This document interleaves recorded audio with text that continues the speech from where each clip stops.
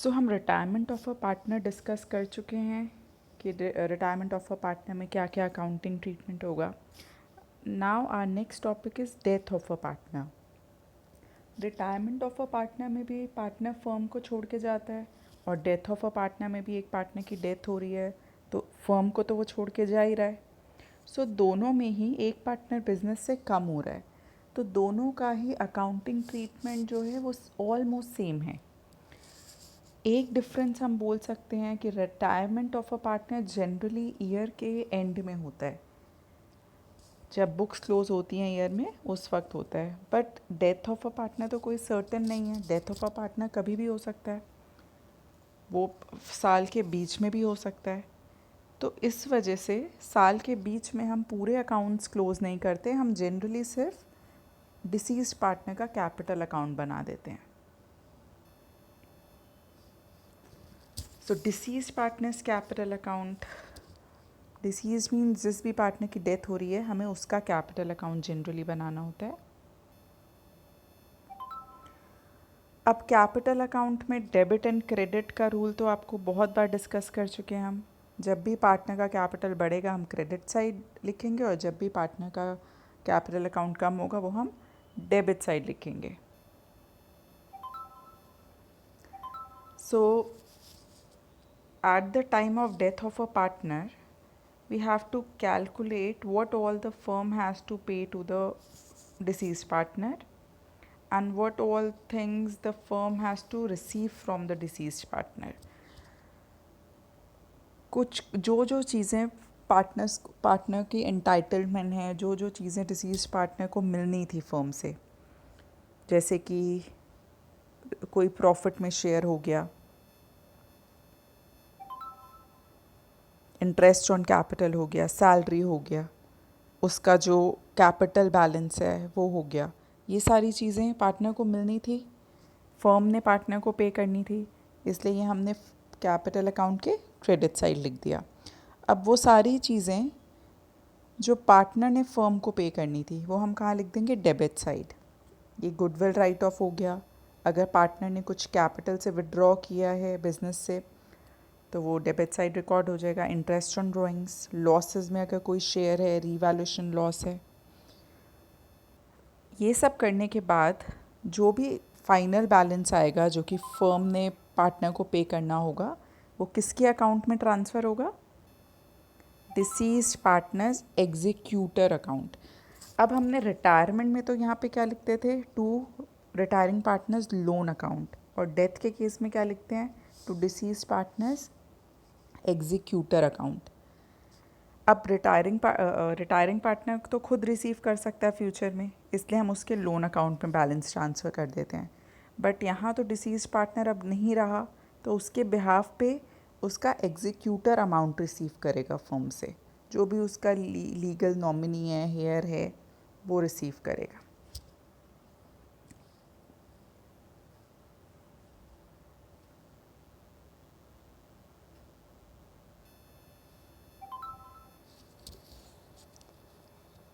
So I hope this capital account is clear to you. Credit side में जो चीज़ें उसे पे करनी है, जनरली डिसीज पार्टनर से कैपिटल में क्रेडिट साइड में क्या क्या आता है, सबसे पहले तो उसका जो बैलेंस ऑफ कैपिटल है ये आपको बैलेंस शीट से मिल जाएगा. देन कुछ भी अगर बैलेंस शीट में आपको लाइबिलिटी साइड में कोई रिजर्व या एक्यूमुलेटेड प्रॉफिट दिख रहे हैं तो जब हम डिस्ट्रीब्यूट करेंगे उसमें से उसका शेयर मिल जाएगा. रीवैल्यूएशन अकाउंट हम ऑलरेडी सीख चुके हैं बनाना लास्ट चैप्टर में. रीवैल्यूएशन में उसके प्रॉफिट का शेयर ट्रांसफ़र हो जाएगा. हिज शेयर ऑफ गुडविल, यहाँ गुडविल का ट्रीटमेंट बिल्कुल सेम है जो रिटायरमेंट में गुडविल का ट्रीटमेंट होता है. That is gaining partner's capital account debit to sacrificing partner's capital account. Then interest on capital, salary and share of profits. यहाँ पे शेयर ऑफ प्रॉफिट्स एक नया है, वो हम आगे डिस्कस करेंगे. डेबिट साइड में जनरली क्या आता है, goodwill, drawings, interest on drawings, share in losses, share in revaluation losses. So इसको हम थोड़ा और बेटर समझते हैं with the help of a question. So यहाँ 3 पार्टनर्स हैं, ए, बी एंड सी, और उनका ओल्ड रेशो गिवन है 5:3:2. That means A का शेयर कितना है 5 डिवाइडेड बाय 10, B का शेयर कितना है 3 डिवाइडेड बाय 10 एंड C का शेयर कितना है 2 डिवाइडेड बाय 10. उनकी बैलेंस शीट गिवन है. बैलेंस शीट में एक तो क्रेडिटर्स गिवन है, रिजर्व गिवन है. रिजर्व क्या क्या करना है, हमें ओल्ड रेशो में बांट देना है. तीनों पार्टनर के कैपिटल बैलेंसेस गिवन है. एसेट में building, machine, stock, debtor, bank, advertisement suspense. ये एडवर्टाइजमेंट सस्पेंस क्या है, ये एक्यूमुलेटेड लॉस है जो कि पार्टनर्स के बीच हम डिस्ट्रीब्यूट करते हैं. अब एडिशनल इंफॉर्मेशन चेक करते हैं.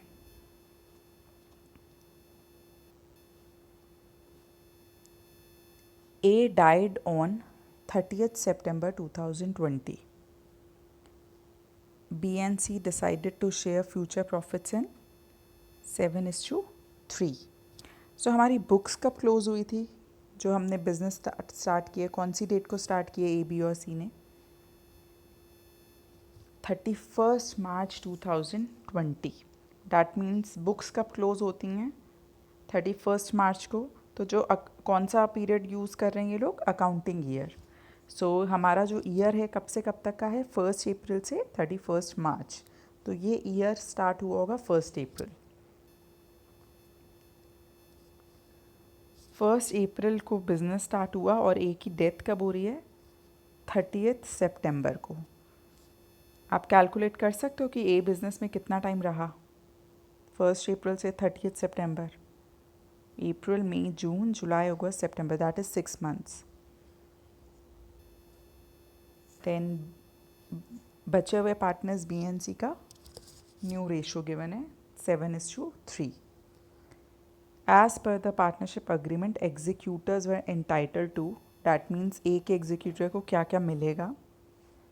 Amount standing to the credit of A's capital. ये कौन सा, ये किसकी बात हो रही है, जो बैलेंस शीट में ए का कैपिटल बैलेंस गिवन है. Interest on capital, share of goodwill, ये सारी ही चीज़ें पार्टनर्स कैपिटल के कौन सी साइड जाएंगी, क्रेडिट साइड. और share of goodwill, goodwill of the firm नहीं गिवन, हमें गुडविल ऑफ द फर्म निकालना है on the basis of average profit. Average profit कैसे निकालते हैं, 3 साल के प्रॉफिट्स को ऐड करके डिवाइडेड बाय 3 कर देंगे and number of year purchase है 4. तो इससे हम गुडविल ऑफ द फर्म निकाल लेंगे. देन गेनिंग और सैक्रिफाइसिंग पार्टनर्स का शेयर निकाल लेंगे. अब हमें क्वेश्चन में ए का कैपिटल अकाउंट बनाना है. सो स्टार्ट करते हैं. सबसे पहले हम क्वेश्चन में जो पार्टनर्स कैपिटल गिवन है वहाँ से क्वेश्चन में जो बैलेंस शीट गिवन है वहाँ से स्टार्ट करते हैं. ये हमारा क्वेश्चन की बैलेंस शीट है. क्वेश्चन में से चेक कर, बैलेंस शीट में से चेक करके हमें देखना है कि इसमें से क्या क्या पार्टनर्स को इंटाइटलमेंट है या क्या क्या उसके पार्टनर्स कैपिटल से हमें लेस करना है. सो ये सबसे पहले तो है balance standing in the credit of his capital account. तो ये तो 12,000 हो गया. देन रिजर्व में उसका शेयर, ए का शेयर कितना है 5/10. तो रिजर्व में उसका शेयर कितना हो जाएगा 3,000 मल्टीप्लाई बाय 5/10. दैट मीन्स ये आ जाएगा आपका 1,500. और कुछ एसेट्स में से पार्टनर्स कैपिटल में जाएगा एडवर्टाइजमेंट सस्पेंस. ये लॉस है तो कौन सी साइड जाएगा, debit side. 4,000 multiply by his share that is 5/10, ये आ जाएगा आपका 2,000. तो ये हमने अभी सिर्फ बैलेंस शीट की चीज़ें ली हैं. ये रहा हमारा आंसर. ये हमारा बैलेंस हो गया, ए का कैपिटल बैलेंस. ये रिजर्व में उसका share 5/10. Advertisement suspense accumulated loss है इसलिए डेबिट साइड. अब चेक करते हैं इंटरेस्ट ऑन कैपिटल. सो उसका कैपिटल तो है 12,000 है. अब इस पर कितना इंटरेस्ट ऑन कैपिटल प्रोवाइड करना है 12%. बट यहाँ पे ध्यान क्या रखना है कि ये जो 12,000 पे 12% हम इंटरेस्ट निकालेंगे, ये हम पूरे साल के लिए नहीं निकालेंगे, हम उतने ही टाइम पीरियड के लिए निकालेंगे जितने टाइम ए बिज़नेस में रहा है. ए बिज़नेस में कितने टाइम रहा है, till 30th September, that is for 6 months. सो उसको इंटरेस्ट भी 6 months का ही मिलेगा क्योंकि जो उसका कैपिटल है वो बिज़नेस में 6 months के लिए ही इन्वेस्टेड था for this year. So interest on capital कैसे निकलता है, जितना भी पार्टनर का कैपिटल है, ए का कैपिटल 12,000, जितना भी क्वेश्चन में इंटरेस्ट रेट गिवन है 12/100, और जितना टाइम पीरियड बिजनेस में कैपिटल इन्वेस्टेड रहा, that is 720. So interest on capital कितना हो गया, 720. अब क्या क्वेश्चन में बचा है, शेयर ऑफ गुडविल. अब इसमें कुछ नया नहीं है, ये जैसे आपने रिटायरमेंट में किया था सेम वे से आपको डेथ में भी करना है. रिटायरमेंट में गुडविल का ट्रीटमेंट क्या था, gaining partner's capital account debit to sacrificing partner's capital account. तो सबसे पहले तो हमें गेनिंग रेशो निकालना है. गेनिंग रेशो कैसे निकालते हैं, new share minus old share. B और सी का न्यू रेशो गिवन है 7:3. तो इनका न्यू शेयर बी का कितना हुआ 7/10, सी का न्यू शेयर कितना है 3/10. ओल्ड शेयर कितना था, बी का 3/10 था, सी का 2/10 था. सो गेन आ जाएगा 4/10 and 1/10. Goodwill of the firm average profit basis पे निकालना था. 3 साल का एवरेज प्रॉफिट कैसे निकालेंगे, तीनों साल के प्रॉफिट को ऐड करके डिवाइडेड बाय 3.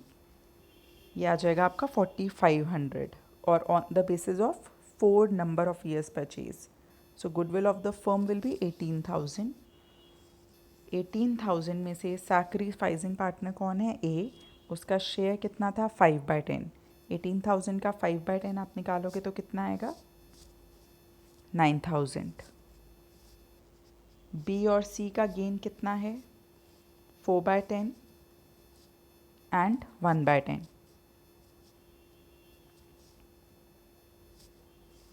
सो 18,000 का 4/10 आएगा 7,200 एंड 18,000 का 1/10 आएगा 1,800. 7,200 एंड 1,800. अब यहाँ पे अब इसे हमें एस कैपिटल अकाउंट में ट्रांसफ़र करना है. तो यहाँ एस कैपिटल क्या हो रहा है, क्रेडिट. तो हम एस कैपिटल के क्रेडिट साइड में लिखेंगे by B's capital and by C's capital account.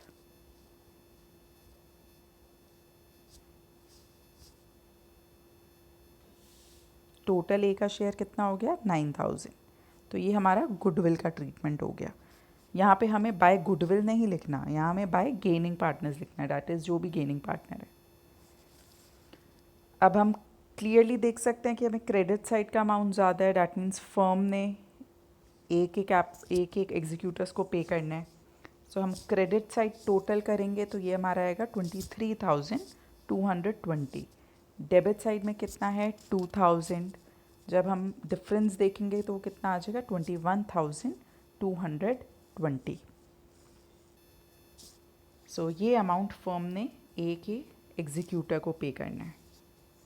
सो आपका आज का प्रैक्टिस क्वेश्चन है कि आपको सेम क्वेश्चन में जर्नल एंट्रीज करनी है. यहाँ कितनी जर्नल एंट्रीज होगी, एक तो रिज़र्व को बांटने की एंट्री होगी, एक एडवर्टाइजमेंट सस्पेंस को बांटने की एंट्री होगी, एक गुडविल की एंट्री होगी, एक इंटरेस्ट ऑन कैपिटल की एंट्री होगी, और एक जो एस कैपिटल से एग्जीक्यूटर अकाउंट में ट्रांसफ़र होगा वो एंट्री होगी. सो टोटल कितनी एंट्रीज होनी चाहिए, 5 एंट्रीज. और एंट्रीज करने का, लेजर से जर्नल एंट्री करने का सिंपल वे क्या है, ये एस कैपिटल का डेबिट साइड है. डैट मीन्स जब भी हम ये वाली एंट्रीज करेंगे तो हमेशा ए कैपिटल क्या होगा डेबिट, और जो भी यहाँ पे है उसको हम क्रेडिट कर देंगे. जैसे S capital account debit to advertisement suspense, और जो भी यहाँ पे है ये ए का क्रेडिट साइड है. तो यहाँ की एंट्रीज करते टाइम हमें हमेशा एस कैपिटल को क्रेडिट करना होगा. For example reserve to S capital, B's capital, C's capital to S capital, interest on capital to S capital. I hope this is clear to you.